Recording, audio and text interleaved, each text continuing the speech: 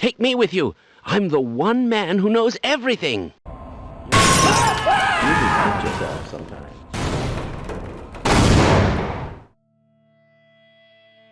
Half-Life Source is essentially a tech demo Valve happened to squeeze into a retail product, one that got unanimously clammy reception and was later dwarfed by a full-on fan remake.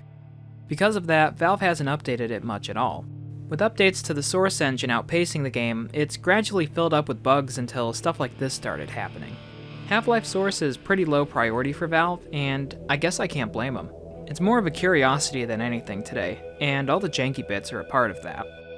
Where my last video showcased a mod fixing some of the larger glitches in the game, I've decided to huddle down with a pile of sodas and go down the rabbit hole of just how busted Half-Life Source is to play today.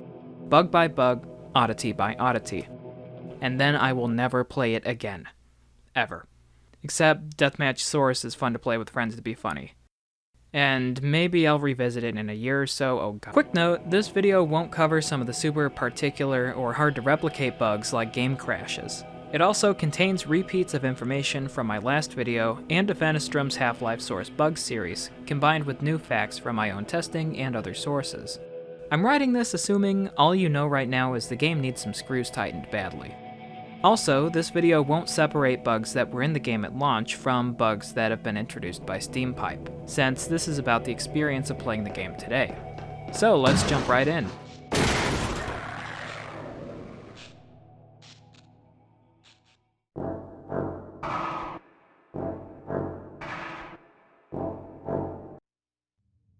Starting on the hazard course, the holographic guide is supposed to disappear after some animations, but instead turns black and stands there.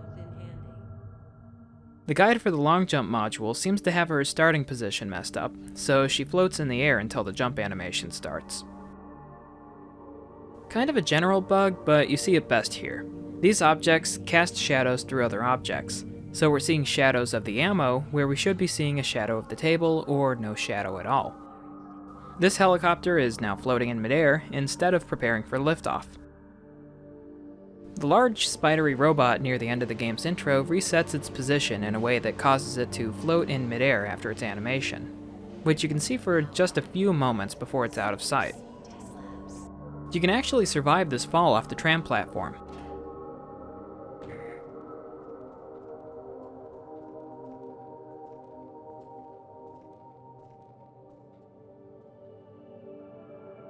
In the original Half-Life, you could turn the light off on these scientists and really mess with them.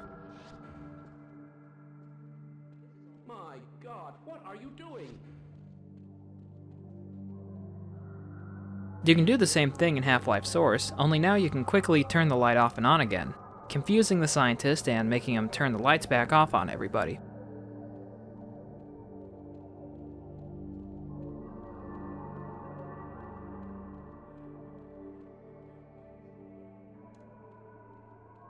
Oh hey, you also get to see that weird DirectX 9 shine on stuff here.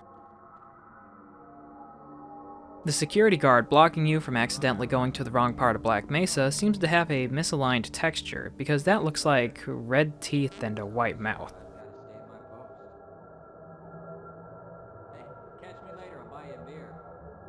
While the rest of the observation room was fiddling with an anti-mass spectrometer, this guy went ahead and figured out levitation.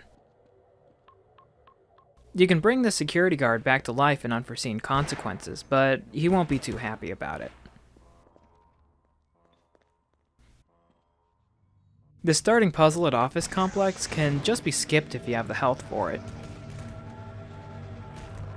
where the original Half-Life outright jibbed you. If you time it right, you can hit this scientist and make him open the door in a panic, effectively skipping We Got Hostiles entirely. This Marine decides you're a more important target than the scientist right in front of him, breaking an otherwise critical cutscene. At the start of Blast Pit, hitting this button multiple times while waiting for the elevator will break it completely and softlock the game.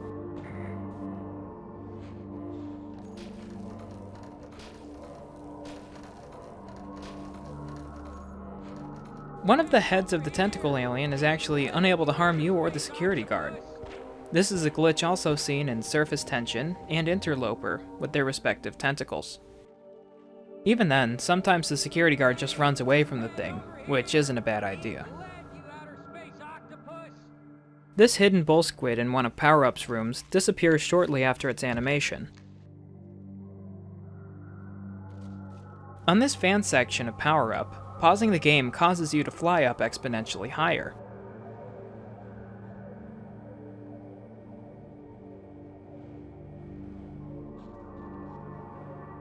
Also, these crates can't be destroyed with explosives for some reason.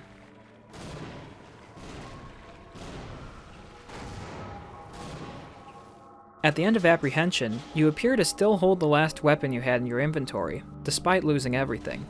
This goes away after getting the crowbar. In this specific room of Residue Processing, the lighting messes up in a disorienting and indescribable manner, so much so that I can't even get good footage of it. Sorry about that, if you look it up it's really something. Not for anybody with epilepsy though. The button in this first room of questionable ethics is spammable, which can lead to some interesting results.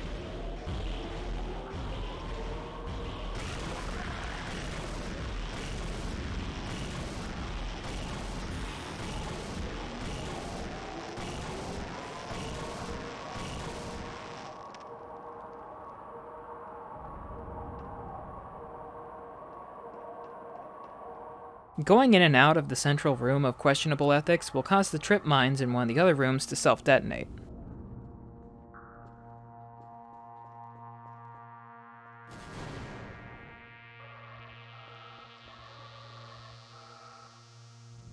This section in Surface Tension has a really messed up skybox. It's not exactly missing, but it only works half the time. Due to the source engine handling slopes a bit differently, you can now just jump over this first fence and ignore the larger half of this map. Also, this section where you have to destroy the power generator can just be tanked if you have the health, where it would almost certainly kill you in the original Half-Life. The teleporter animation seems slower in comparison to the original Half-Life, which can make timing in this part of the Lambda complex more difficult.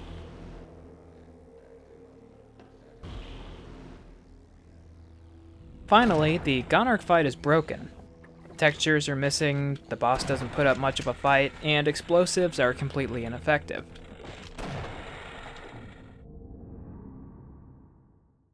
Now we can get into the weird stuff that happens across the whole game.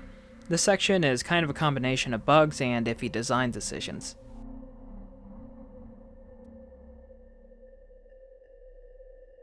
First and foremost, you may notice that you jump higher. This lets you jump on anyone's head and teleport them if you line it up right. Also, you get to screw over the hazard course and at least 2 different puzzles, which is neat.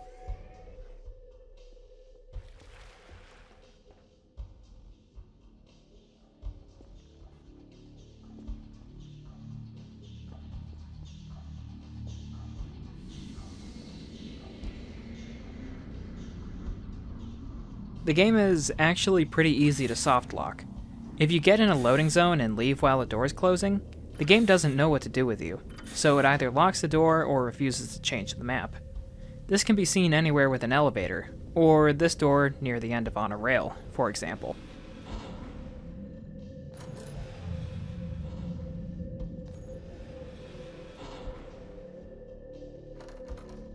Not exactly a bug, but closed captions are almost entirely missing from the game except for some specific sound effects. Satellite delivery rocket. I don't know where it is exactly, and the old guy was so worried about getting out of here alive, he didn't tell me.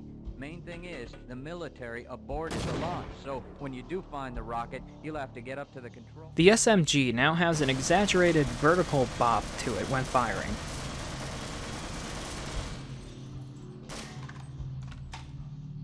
Compared to the accuracy of the original.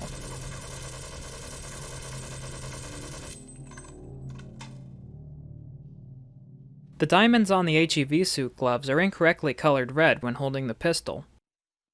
When holding any other weapon, they're orange. Also, HD weapon models are kinda janky, with a few of them missing reload animations or having sounds out of sync.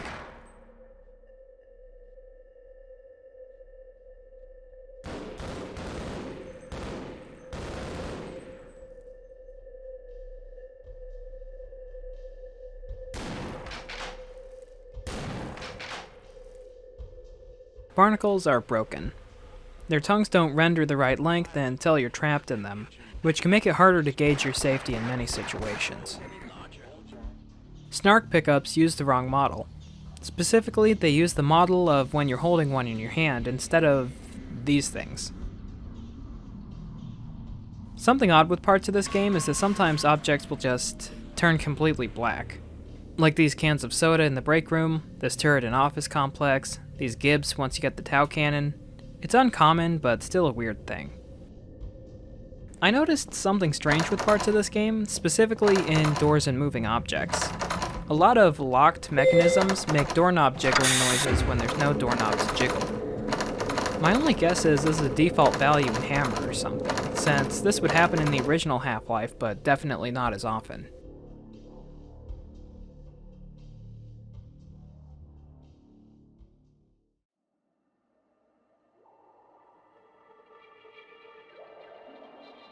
As a final part of this video, I want to bring up Half-Life Deathmatch Source. It's a pretty accurate port of Half-Life's original multiplayer, but like Half-Life Sourcified. This includes its own fare of bugs.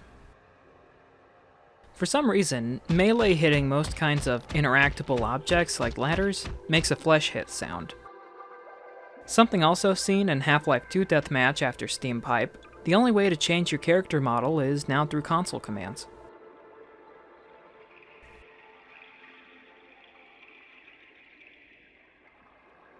Ragdolls don't actually, well, ragdoll. Instead going through some kind of weird rigor mortis.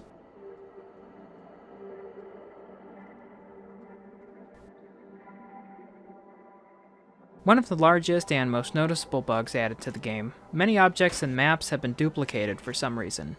That means ammo's duplicated, weapons are duplicated, and pieces of the map are duplicated. This breaks a lot of different things. Generally, ammo, armor, and health distribution is pretty much busted since everything is doubled. And as a minor side effect, glass takes 2 hits to break. The other effects of this will be listed on a map-by-map basis. Crossfire's turrets no longer work, already making the game absolutely unplayable. Also, these holes in the roof of the main building are closed off entirely, rather than just closing during the bomb. The fade out of white effect after the bomb drops appears to play in reverse now for some reason.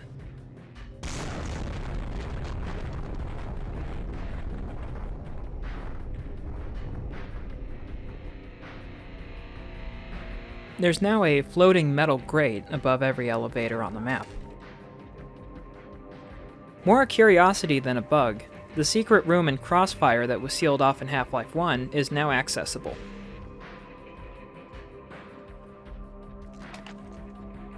Lambda Complex's decorative fan is also affected by the duplication bug.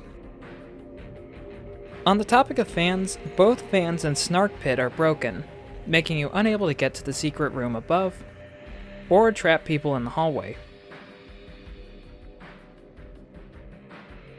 The extendable bridge on the way to the rocket launcher constantly makes a deny sound when standing on it. This bridge makes you jump a lot higher for some reason.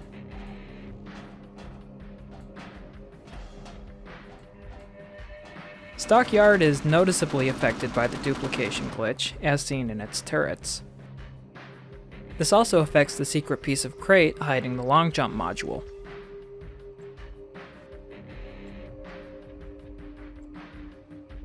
When loading up Subtransit, all trip mines in the map self-detonate. Also, object duplication means there are 2 train car things now, which is about as stable as you'd expect.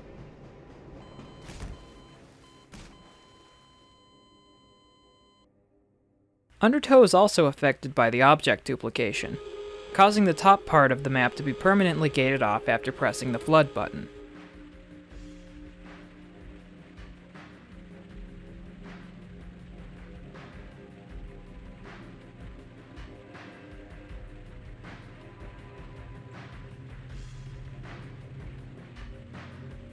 So there you have it. There is a lot wrong with Half-Life Source, and the only cleanup going on has been by fans. But hey, It's almost entertaining seeing how much can go wrong, and maybe that's just something the game got right. Or maybe Valve just needs to do some upkeep on their older games. Hey, thank you so much for checking this video out. I want to say first and foremost that I am amazed at the reception on my last video. Thank you all so much for the support and the input. It's really inspiring actually. I'm excited to make more videos for sure. But yeah, this is probably the last Half-Life Source thing I'm making for a while, but there's a lot more Source stuff and other games I want to cover in the future. So hey, stay tuned, I'm excited. Thanks for watching.